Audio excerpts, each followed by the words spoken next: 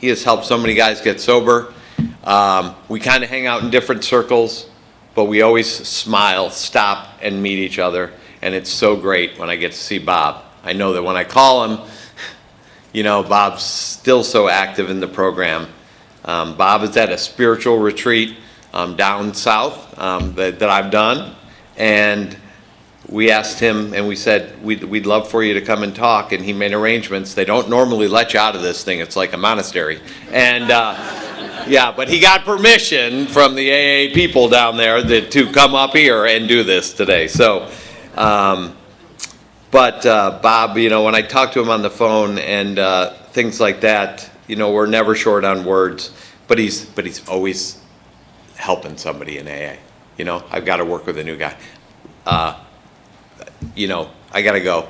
I got somebody coming over that I want to work with. And I just love that because, he is stuck to our singleness of purpose, and I believe that's awesome. So it is with great honor and privilege that I announce Bob as we know him, Smiling Bob.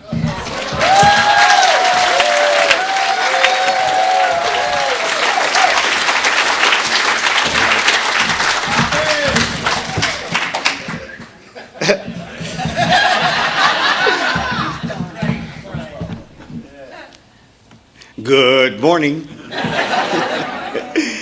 As I hit everybody at work when I go in. Good morning. My name is Robert Stoner. And I am an alcoholic. Many of you know me as Bob, and many of you know me as Smiling Bob. I'm hoping to tell you that story, and I hope it hit home with many of us. I hope to tell you that story. It's a great day to be sober. Good to be here, and I'm glad. Yes, I am in a retreat, the Rory Dilly retreat, and the committee did allow me because I had a commitment to speak here when Brian asked me to, and they said okay. So they let me out for a few seconds. They let me out for a few seconds to come and speak and then go back up. And plus I have some new guys up there. We'll be doing some step work. So it's a great honor and a privilege and a pleasure to be here. To the committee staff, y'all guys do, y'all, it's exciting. We just come through a very, very trying time, and we missed a couple of these sunlights of the Spirit, and now we're back on track, and the committee, y'all guys work very, very hard, and I'm not trying to blow you up, but you work very, very hard, and this part of my recovery was very important when I first got to York. Hanging with the sponsor, maybe going to Sunlight of the Spirit. I'm like, what is that all about? I'm like, Sunlight of the Spirit. Sound like, ooh, something spooky. And I get here and I meet a bunch of you guys just like me. And we're here and you're happy and we're conversing and shaking hands, and I'm like, oh, okay. And here, and most importantly, I get here and I hear the language of the heart. That's very important for me. You can say a whole bunch of stuff. You can be a good speaker. I need to hear the language of the heart. I need to hear the book. I need to hear what's coming out. I need to hear the lifestyle of what the 12 steps have done. And that's what I was like, okay. And this is one aspect I was hooked on also in coming and participating with. And I didn't get a chance to sit in a lot of them because I wanted to be where the real good action is going on. And that's the hospitality room. That's with my girl Lana. I'm like, yes. And I just get excited because, see, I came in on, I had a sponsor. My first sponsor was Mike Key. He's gone. He's passed on and he's dead. And I was sharing with somebody, the ironic thing with that is the man is dead. And I hear him more now than ever. I'm like, yo, this is crazy. This is bizarre. I'm like, the guy is dead and I hear him more now than ever. And I never knew how much of Alcoholics Anonymous he deposited in me. Let me calm down, because I feel my, I got to calm down because, listen, let me calm down. Because, listen, what you see is what you get. What you see is what you're going to get. I don't have time to be fake and play and try to put on airs and all that stuff. What you see is what you get. And I said that to say this because the big book talks about being rocketed into the fourth dimension of existence. It does mention that. If you're not being rocketed into the fourth dimension of existence, you need to check something out. See what's going on. Do not hate the happy guy.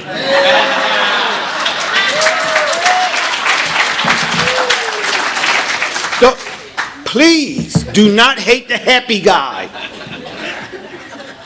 You say, I'm going to say some stuff here. I'll be saying some stuff that's going to rub you the wrong way, but I can only give you my experience. My experience. Please don't hate the happy guy. And I say that because somebody will say, this is how they do it. You can't ride the pink cloud all the time. Nobody rides the pink cloud all the time. Well, I beg the difference. I just beg the difference. Because you guys told me when I first came in the rooms, Bob, you never have to feel that way ever again. You never, ever have to pick up another drink ever again. You don't have to live that way ever again. I thought it was a bunch of crap. I thought it was a bunch of nonsense, hocus pocus. You know what I mean? I'm like, they talking a bunch of stuff. Only to find out you're telling the truth. I only been coming for a few seconds. Only to find out y'all been telling the truth. And I'm like, yo, you can ride the pink cloud as long as you want to ride the pink cloud. Because there's a line in the big book that says God insists on we be happy, joyous, and free. You got to read the book. Now, how you take and ride that or implement it in your life, that's your business. But if you restless, irritable, and discontent, don't hate the happy guy. I'm still riding the pink cloud. How about that? I'm still riding the pink cloud. They'd be like, no, that's impossible. He's telling a lie. He's lying up there on the stage. He's just lying on the stage. I'm like, no, I'm riding the pink cloud because of what's in the book, because of what you guys said, because of what you guys have passed down on to me. Life will be life. Bob, things that's going to happen. Folks that's going to die on you. You know what I mean? And being rocketed into that fourth dimension of existence and everything is when my mental and my physical and my spiritual is aligned with the will of God. I can walk freely into that fourth dimension of existence, happy, joyous, and free every day. Somebody about every day, Bob, every day. I said every single day I can walk in what this book told me I can walk in. It's a matter of making a decision. When it comes up, how do you want to deal with it, buddy? We can walk through this with a smile, or we can do the doom and gloom. Woe is me. Woe is me. And that's how I'll live it.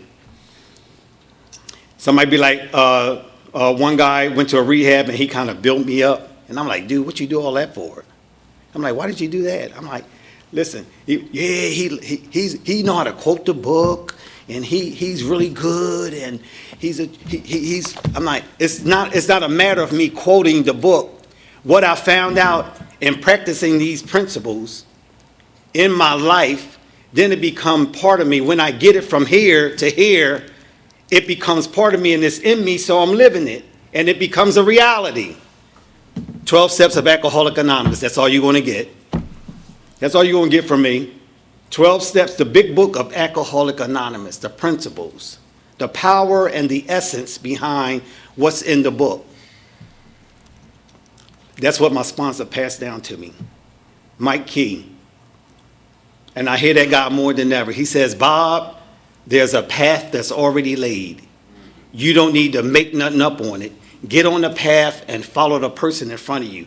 He said, monkey see, monkey do. If you want what I have, if you want what I have, you do what I do. It's not reading about it, talking about it, singing about it, dancing about it. It's in the doing, and it's in the act of doing that you'll come to understand. And I'm like, okay, it took me a long time to get what you guys were saying, but I kept coming. I kept coming back, and I'm grateful because there's some of you old timers that have added to my sobriety, and early on, it was many of you sitting out there, and I love my old timers. I just love the old timers. It was them little nuggets that y'all would drop on me that gave me that extra boost to keep coming, to keep coming, to keep coming, just keep coming, And what a joy and what a privilege it is,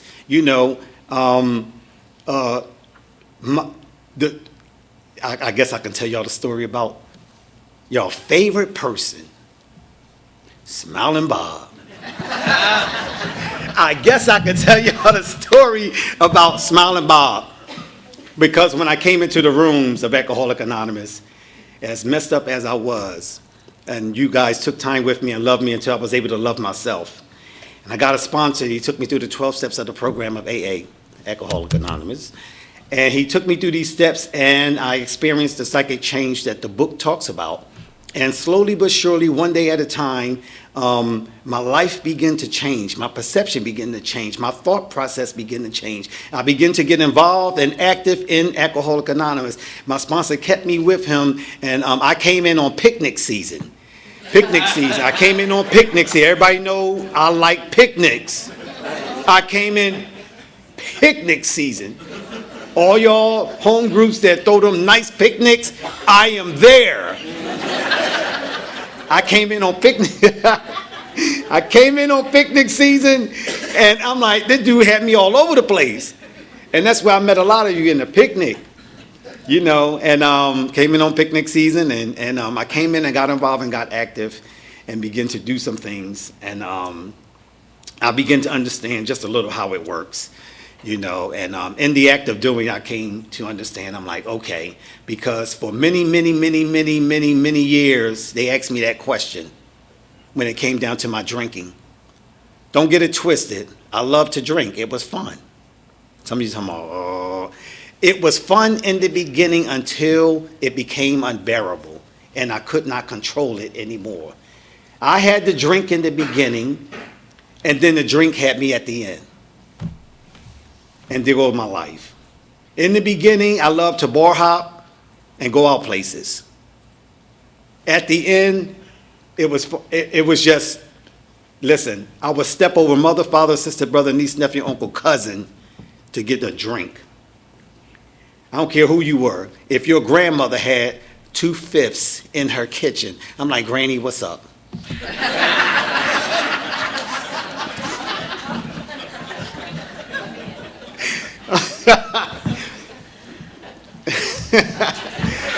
We'll leave that one alone.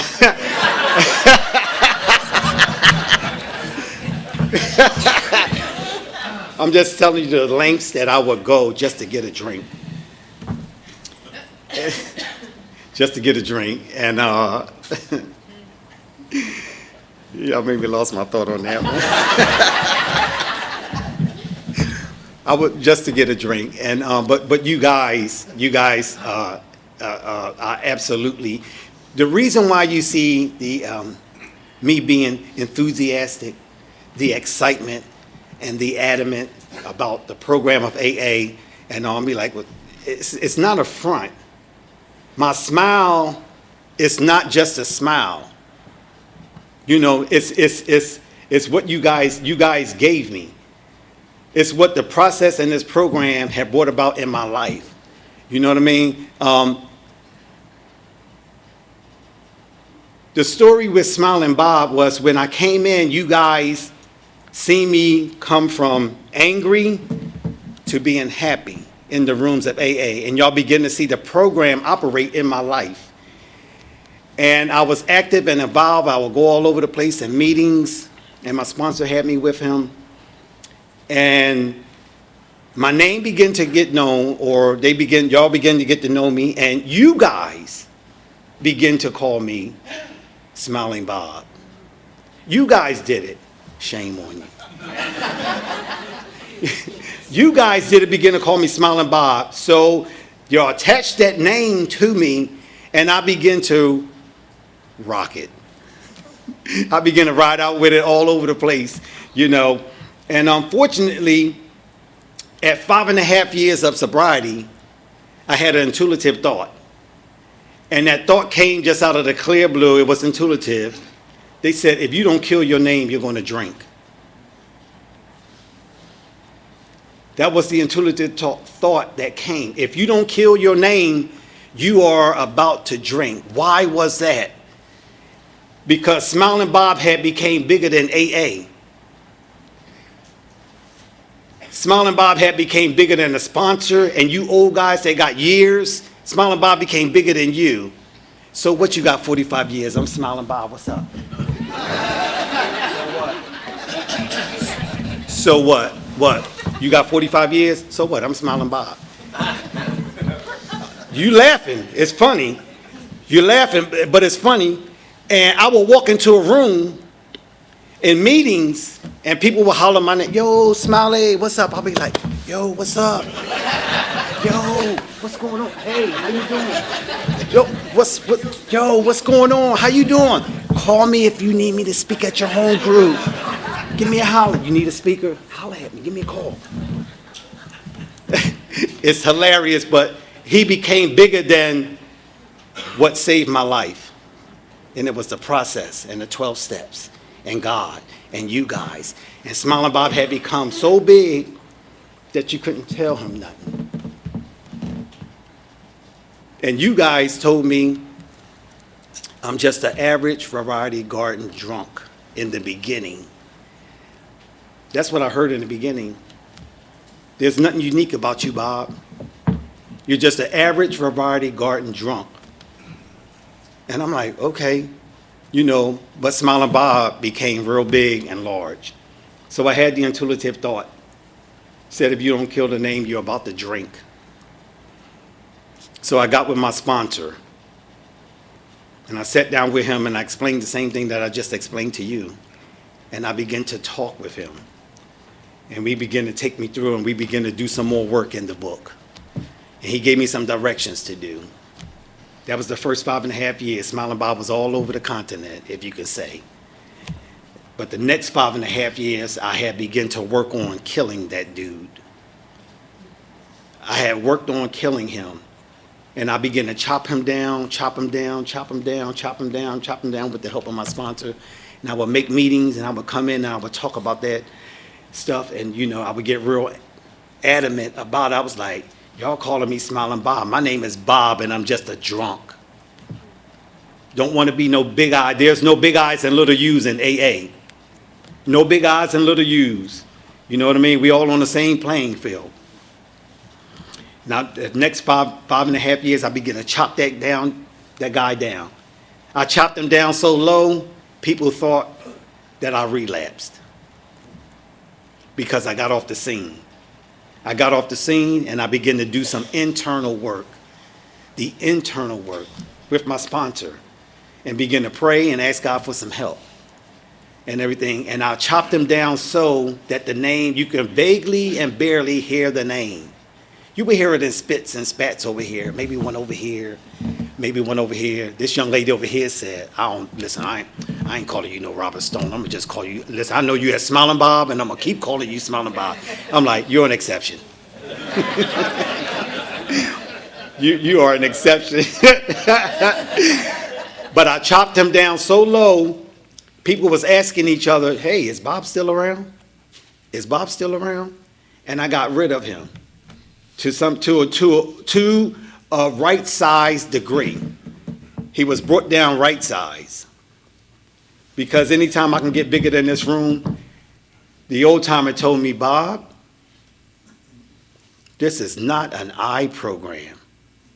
This is a we. And I had became I, and I forgot about the we. And I'm like, dude. So I got back to the we. We of Alcoholics Anonymous are more than 100 men and women who have recovered from a seemingly hopeless state of mind and body to show precisely other alcoholics how we have recovered. It's the main purpose of this book. I'm missing a few words there, but y'all get it. And now I introduce myself. I give y'all my whole full name. I say my name is Robert Stoner. Why? Because if I'm ever in the hospital,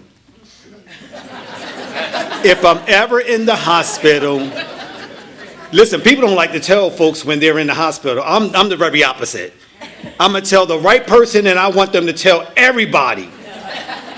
I want to have a room like Randy J. Do he have people up in the room, flowers, gifts, balloons, cards? Listen. So the reason I started from that point on, I started introducing myself by my real name, my whole full real name. My name is Robert Stone, and I am an alcoholic. Because I want you to, if you ever come to the hospital to see me, and you go to the reception desk and say, yeah, I'm here to see Smiling Bob. The lady gonna be like, what? I'm here to see Smiling Bob. Who? I'm like, you're not gonna get in. You know, so my name is Robert Stoner. So when you come, I want all of y'all to come. Listen, just like y'all came this morning, I want to feel the love. I want all of it. I want to feel the love. I look, the balloons, the cards. Listen, come see me. Anything happen, come see me. You know what I mean? Because that's what got me over.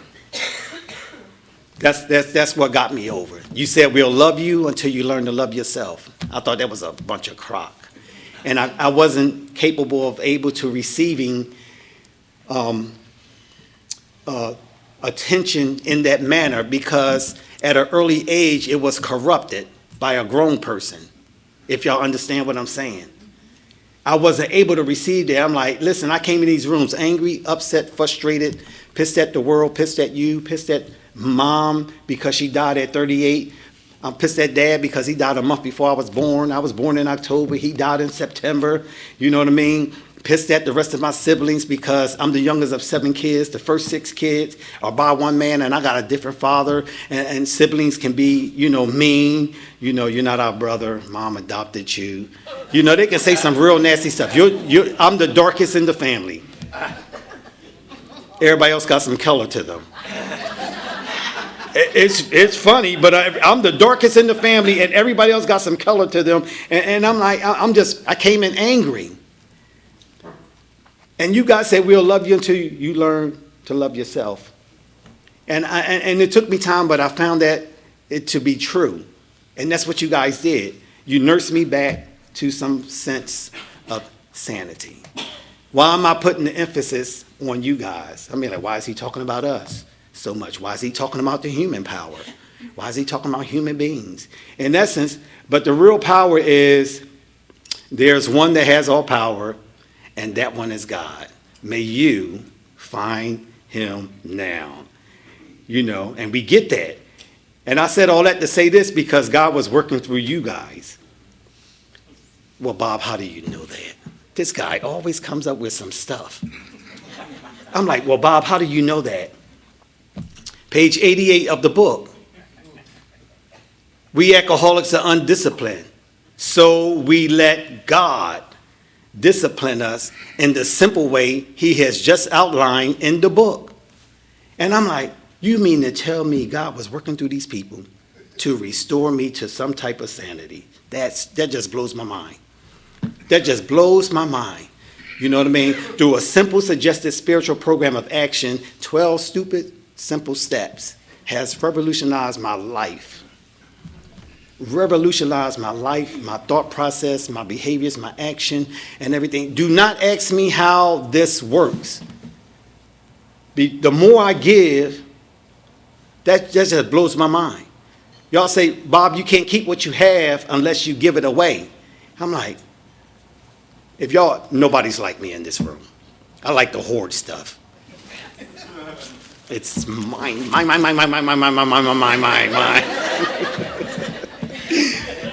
I'm a hoarder, I'm greedy, I like, I have to have, and I'm finding out that that's not true. But what I am finding out is the more I give, the more I have. I'm like, yo, there's something to giving. I can't keep what I have unless I give it away. And that's why in early sobriety, I will work with tons and tons and tons and tons and tons of alcoholics. Y'all think that I got here by myself. I didn't get here by myself.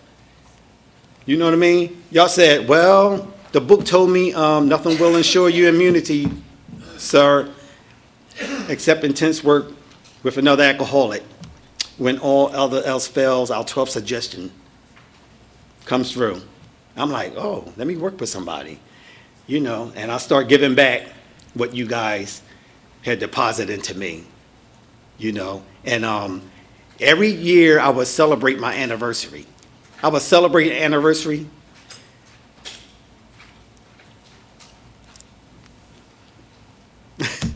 I would celebrate the anniversary, and every year, that next day, I would surround myself with maybe about 5, 7, 10 new guys.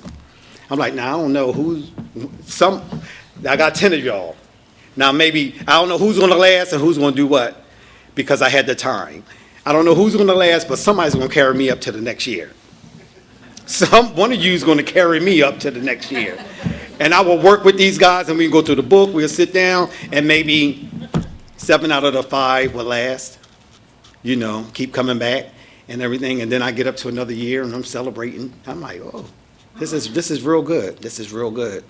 This is real good. I said all that to say service has been a real key point in my sobriety. Service has been a real key point in my sobriety. Because you old guys would say, Bob, stick with the basics. If you stick with the basics, you'll never have to return to them.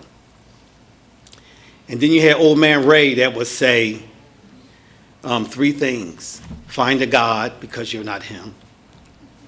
Don't pick up the first one. And don't forget where you come from, bum. That's just crazy. And then you had people like Eric Marks. And you had the Bernie K's.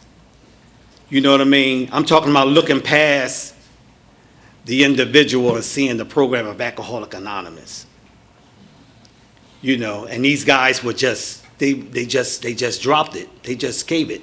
And I'm like, okay, and somebody passed on something down to them. And it's just amazing because the hope that was given. Because see, I don't know where you are in your sobriety, but the hope just keeps striving every day. Every single morning, I get a chance to get up and whisper a prayer. God, please help me to stay sober today. Not even complicated. Help me to be of service to somebody. How can I help? What's the end of that Frank Sans's prayer? In forgetting, one finds something of that nature. I may be wrong. In forgettings, one finds. And then in dying, one waits to eternal life. I'm trying to drop something here. I don't know what I'm trying to drop, but I feel it. I'm trying to give somebody something, because if you ever tap into it, I'm getting ready to say something and be like, nah, he's tripping. If you ever tap into the spiritual aspects and the principles of what this book has said and tells you to do, you'll never, ever. I got that for Randy J, y'all. That dude, never, ever pick up another drink again. Somebody be like, dude, that just sounds too much. Never, ever, Bob? Really? Never, ever? And I'm like, if you got to come at me like that, you ain't reading the book. You're just not reading the book. because my co-founder told me. My co-founder told me, well, I never met him personally, but my co-founder told me, Bob's nightmare.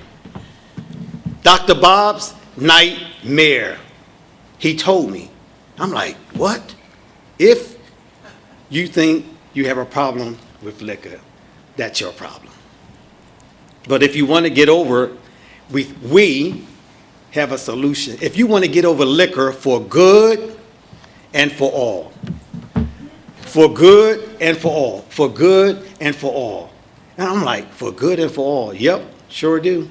You know what I mean? Because here's my dilemma, y'all. And I'm not trying to slam or knock anybody. All I have is my experience of what you guys passed on to me. All I have is, I have one sobriety date. I don't know nothing about this coming in and out of, see, I'm getting ready to get in trouble right here. I'm not knocking anybody. It takes what it takes. I have one sobriety date. I don't know nothing about coming in and out of Alcoholics Anonymous. All I know is I don't hear this word around too much anymore. I was desperate. I had the gift of desperation. You old guys would talk about I had the gift of desperation. I'm like, you know, today we got options. But I had the gift of desperation, and you said, well, if you want to get over alcohol, we think we have an answer for you. You know, and I came in and I had just a little bit of willingness, the ounce of the size of a grain of sand, just a little teeny bit and everything. And you guys took that and worked with it, and you know, my willingness began to grow. And I began to open up my ears and I began to listen and all. Why? Because I found out that when I came in, I was full of myself. I was full of myself. Here's my favorite word. I was full of my fantastic ideas. I was full of fantastic ideas, and I could not get sober until I gave up all of my fantastic ideas of how I'm going to tweak life and live and act and do. In other words, that part goes with the part with Smiling Bob. It's called humility. I had to get humble. And I had to ask another man, can you show me how to do that? I'm smart in every aspect of my life. I know how to do a little bit this, a little bit that, plumbing, drywall, landscaping, a little tingle with electricity, you know, do a little bit of, I know how to do a couple of things.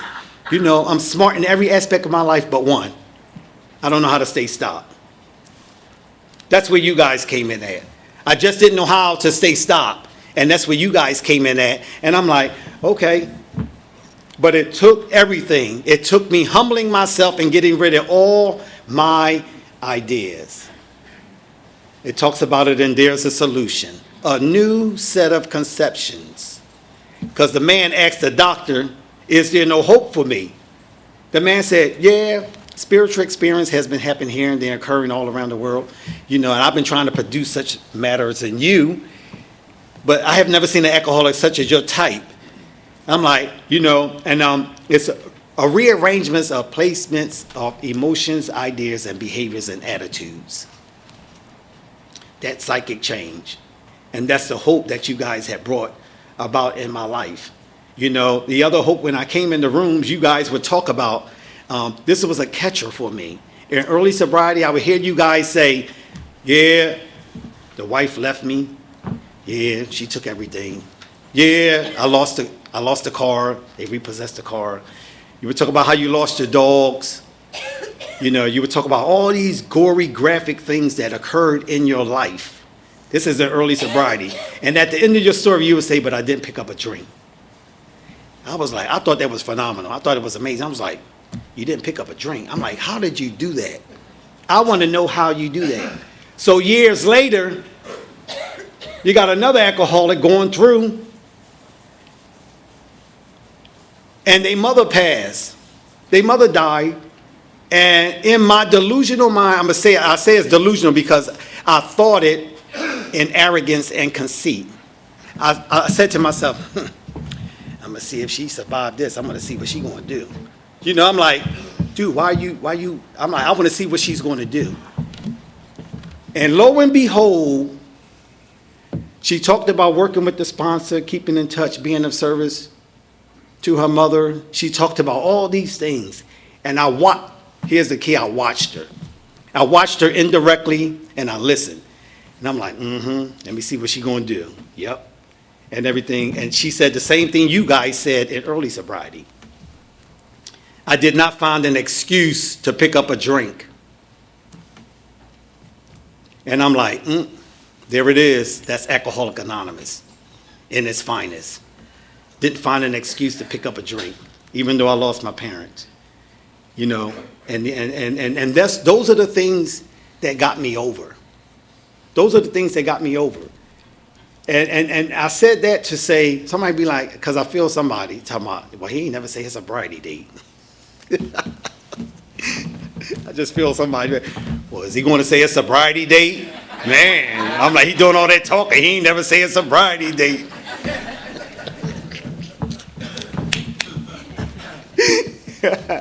And I do have a sobriety date.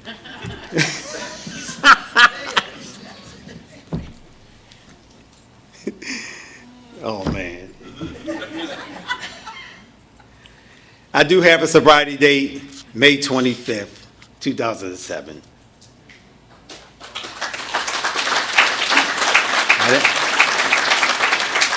I ain't say that for claps and all that, but thank you.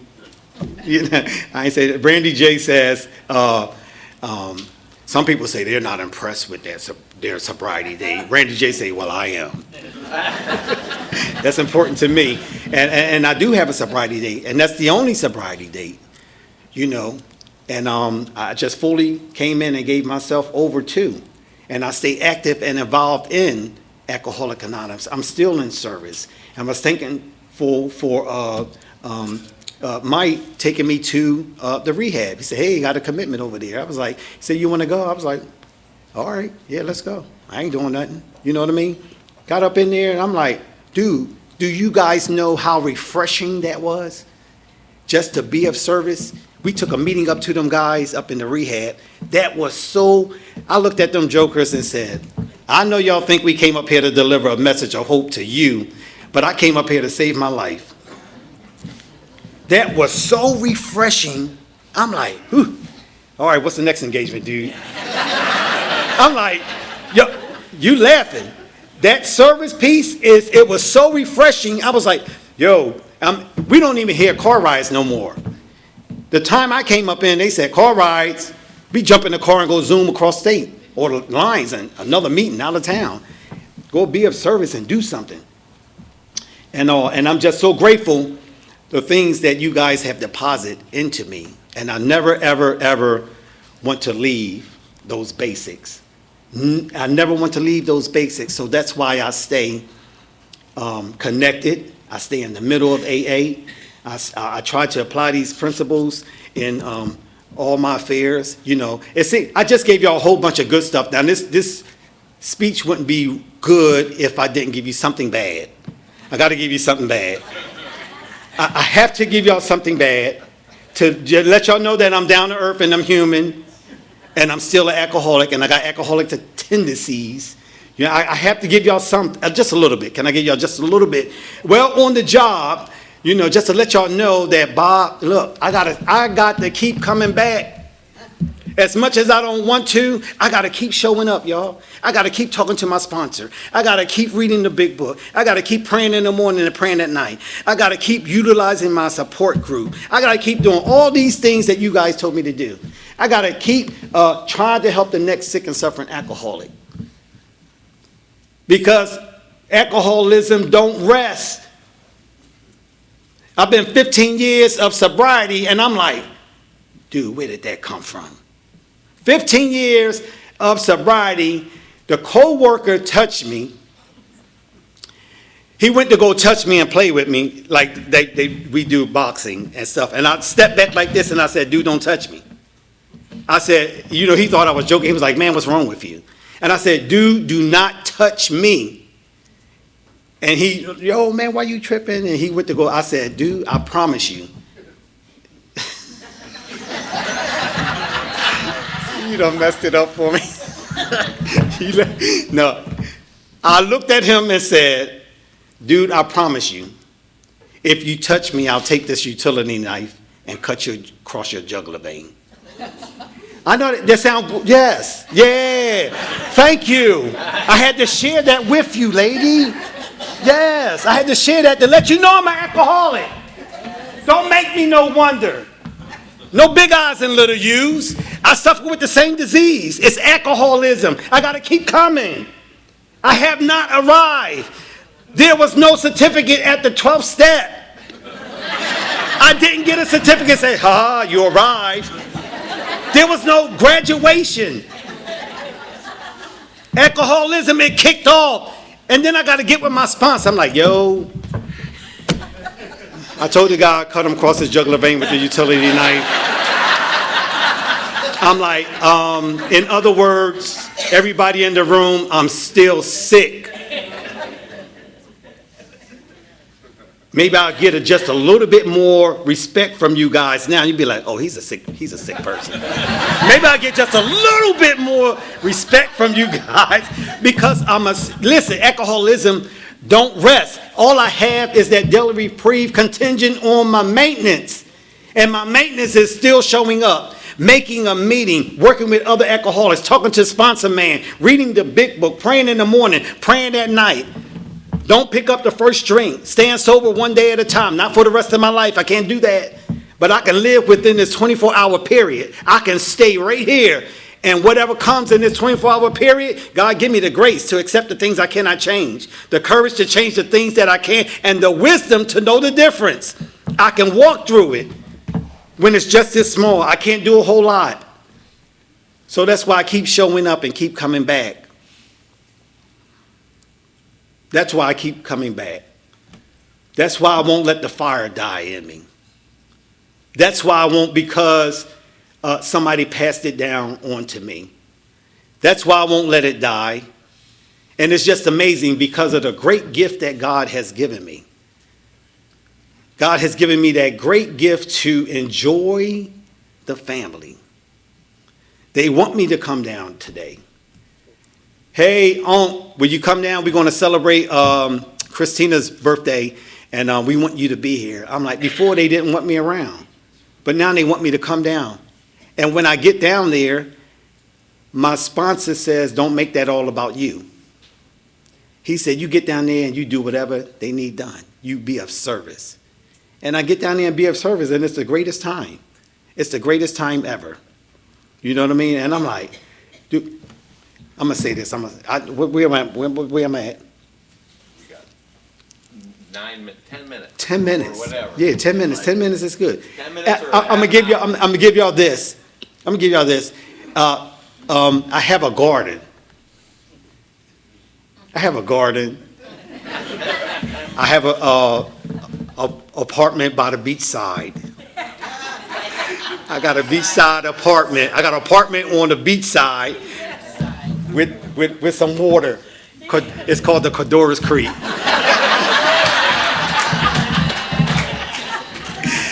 And I have the apartments here and all of this grass, land, and all the way in the back. The yard go from here to back there. And then you got the fence, and then you have the beach, which is the Codorus. The Codorus. And here's the amazing part. You would think that I know something about gardening. You would think that I know something about planting flowers. You would think that if you was to see the yard. You really would think, be like, I got people stopping by, husbands and wives in their car, and they'll stop. If they see me out there, they say, hey, I just wanted to stop and say, you keep this place looking so beautiful. The flowers are just gorgeous. I'm like, all right, thank you. You know what I mean? And then another lady would stop past and be coming down from this way, and she'd say, hey, can I just take some pictures? And I'm like, yeah, go ahead, sure. You know, take some pictures. And people's like, nice job over there. You know, it was almost like a barren land, and you would think that I turned it into an oasis. Lo and behold, but what you don't know is I followed somebody else's directions.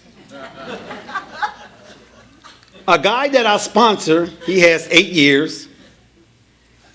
He's a landscaper. And he gives me the directions. He'll say, Bob, you should take that and move that right there and get that out of there. And you should put that over there. And you should do this. And I'm like, oh, all right. Oh, okay. He would, no, seriously, he would tell me to do this. And the result is just mind blowing. I can be in a magazine. You ever looking in a book and see them flower magazines? You're gonna be like, oh, that's such a beautiful, oh my God, Dude, I'm trying to tell you that thing is hooked up. And you would think that I have a green thumb and don't know nothing about gardening at all. But because I sponsored this guy and he's a landscaper, he gives me directions. He gives me directions and I follow those directions.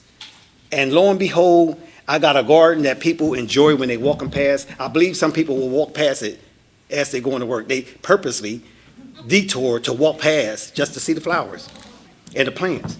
It's just, I'm serious. And I'm like, what do you said all that to say what, Bob? You said that to say what? There's clear, you don't have to struggle.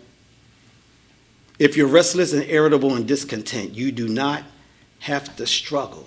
There's clear-cut directions in the book. Not just to get sober, but to stay stopped. There's clear-cut directions in how. And this is the how and why of it. Honesty, open-minded, and willingness. With these, we're well on our way. They're indispensable principles. They'll get the journey going. They'll start rolling out, and you'll be on your way, And it's just amazing. It's just amazing. And I get the joy out of when I see other people smile. And how do I know I'm practicing these principles in all my affairs, in my neighborhood, with my neighbor? Because when I cut my grass, well, there's some ego there. When I cut my grass, I cut my neighbor's grass. You know what I mean? Because I'm like, I can't have just my place looking nice. I gotta have our place looking nice. You know what I mean? And let the rest of the stuff, whatever. My neighbors over there and neighbors up there, I'm like, whatever. You know what I mean? And I cut my grass and I cut my neighbor's grass, and then my neighbor next to my neighbor, lo and behold, guess what? She wanted a garden. I just followed directions that was given to me and applied that same thing to her and helped her get a garden in front of her house. And she got a big smile like that. And then the house across the street, directly across from me, the man was renovating. He came over and said, hey, how much you'll charge to do something with this? I looked at it, I got some coins out of it. I got a few coins out of it, nothing fancy, I don't know how to price it because I'm not a gardener. And everything, so now, and he finished the house, and the family that was going to move in there was renting it, and their garden looks nice. So now you got this area looking nice. My boss at the job said, Bob, all it takes is just one. You keep doing what you're doing. You keep doing what you're doing, and it'll catch. It'll catch. Mike Key passed it on to me. His sponsor was Kenny Rohrhauser. Kenny Rohrhauser goes back to the lineage of Bugs, all them guys back in the day. All them guys back in the Ancora Club. All them old guys. Even possibly the Roy Dilly, that man, bringing AA around. The lineage goes all the way back, and they passed it on and gave it back. And that's the beauty of this program. That's the beauty of it. And I tell anybody that I'm working with, and let me just give y'all this a little bit, because a lot of people know how I am with being concerning sponsorship. They'll ask Brian, say, who did you ask to sponsor you? And he'll point at me. He'll say, I asked that guy to sponsor you. They'll give him the 411 before he gets over there.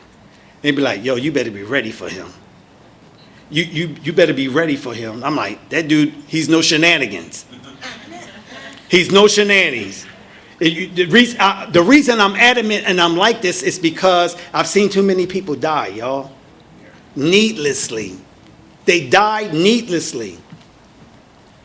If they were just, if you want what we have and are willing to go to any length to get it, these are the steps that made Bob's recovery possible. You know what I mean? These are the steps that made Bob's recovery possible.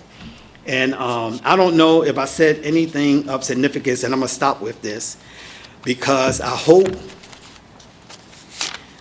that every one of us get it. We've come through a very trying time. A lot of things have changed. Things have shifted. You know what I mean? It seems as if Alcoholics Anonymous is just not the same as before. You know, a lot of stuff is going on. But nevertheless, what I found out that times may change and things may change. But this message is still the same. I don't care who you are or where you come from. This message that was passed down to me is still the same. I don't care how you try to add to it or take away. I listen for what my sponsor and you old heads passed on down to me, to stay sober one day at a time. So I'm going to give it to you. And I got this little writing, and some of you probably know it, and I'm going to stop with this. If God spoke to AA, some of you might know it, he might have said, "Into your weak and feeble hands, I have entrusted a power beyond your estimate. To you has been given that which has been denied, the most learned of your fellows. Not the scientists or statesmen, not the wives or mothers, not even to my priests and ministers have I given this gift of healing other alcoholics, which I entrust to you. It must be used unselfishly. It carries with it grave responsibility. No day can be too long. No demand upon your time can be too urgent. No cause too pitiable. No task too hard. No effort too great. It must be used with tolerance, for I have restricted its applications to no race, no creed, no denomination, no personal criticism. You must expect lack of application will be between yourselves and your organization with other organizations whose success depend on numbers, money, and position. These material things are not part of your creed. The success of material organizations come from the pooling of joint assets. Yours from a union of mutual liabilities is based upon a boastful recital of their accomplishments. Yours on the humble admission of weakness. The motto of successful commercial enterprises is, "He profits most who serves best." The wealth of material organizations, when they have taken their inventory, is measured by what they have left. But yours, when you take moral inventory,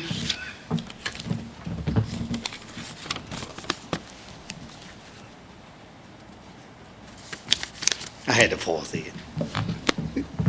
When you take moral inventory, it's by what you have given. My name is Robert Stoner, and I'm a grateful recovering alcoholic.